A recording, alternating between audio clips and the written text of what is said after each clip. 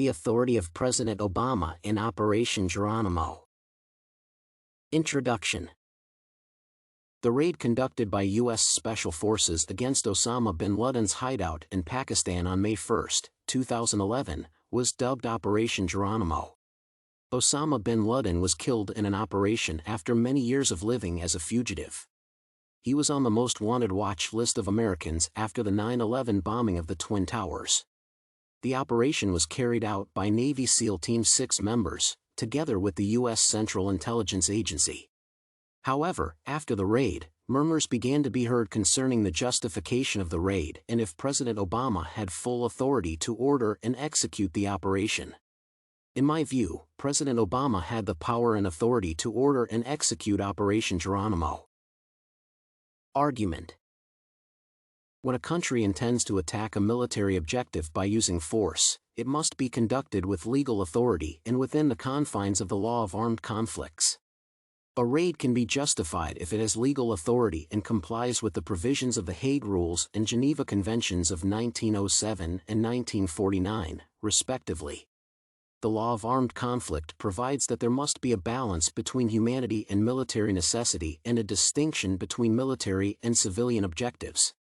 Operation Geronimo had legal authority because it complied with international law and the law of armed conflict concerning the search and elimination of Osama bin Laden as a military objective that was lawful under international law. The U.S.'s only objective was to kill Osama bin Laden as a defense and conduct a sense of human dignity.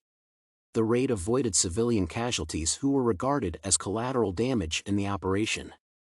According to international law, President Obama had the legal authority to order and execute Operation Geronimo as a form of self-defense for its citizens. On the domestic front, the September 11 terrorist attack on America led to a series of events that culminated in Congress giving authority to the Commander-in-Chief to employ all means necessary and use force against the perpetrators of the attack. Constitutionally, the President was given powers to direct the National Command Authority against Osama bin Laden and Al-Qaeda. Moreover, additional international green lights followed the attack, which originated from NATO and the United Nations.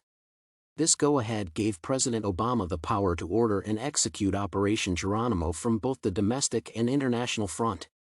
The right to use force against Al-Qaeda and Osama bin Laden had the inherent international law essential right provision of self-defense in Article 51 of the Union Charter, which every country enjoys. The force was fully authorized by a presidential finding on the domestic front. It was required that the President, by law, inform Congress about these findings, which were done a few years before the operation was conducted.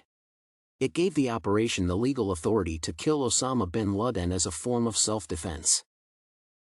Self-defense in international law involves proportionality, military necessity, and discrimination.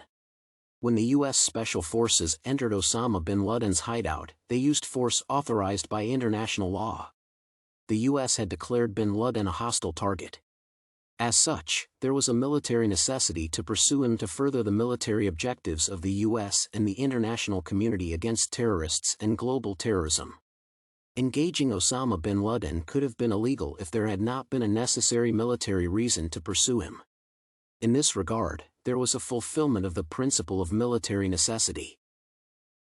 Moreover, the security teams used proportional force when they entered Osama's bedroom per the threat posed by Osama. He was not ready to surrender, and he had weapons near him. The use of light arms to neutralize him was a proportional response to the threat he posed to the special forces. Finally, the principle of distinction was also fulfilled, meaning that the force used must be directed at the target and no one else.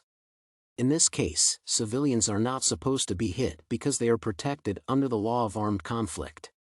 There should never be intentional targeting of civilians except as a form of self-defense. The unintentional death or injury of civilians is referred to as collateral damage and is not a crime but a failure of judgment. Conclusion. In conclusion, President Obama authorized Operation Geronimo because he complied with domestic and international laws. On the domestic front, Congress authorized him to use armed force and all means necessary to pursue the perpetrators of the September 11 bombings. On the other hand, he was also in compliance with international laws within the confines of the laws of armed conflicts. These laws align with the provisions of the Hague Rules and those of the Geneva Conventions.